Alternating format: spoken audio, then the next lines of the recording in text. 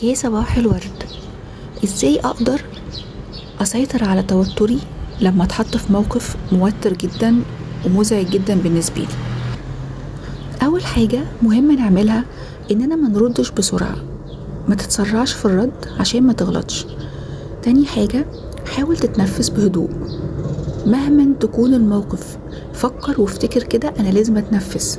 التنفس بيخليك تهدى جدا وبيخلي عقلك يفكر بشكل مختلف.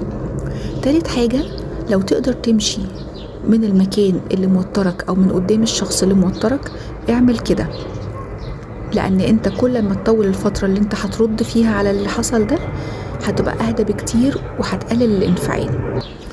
رابع حاجة، لازم تتأكد ان الموقف اللي حصل ده ما بيمسكش انت شخصيا، ما بيقللش منك ولا بيضايقك انت شخصيا ولا بيمسك انت شخصيا مهما كان هو ايه.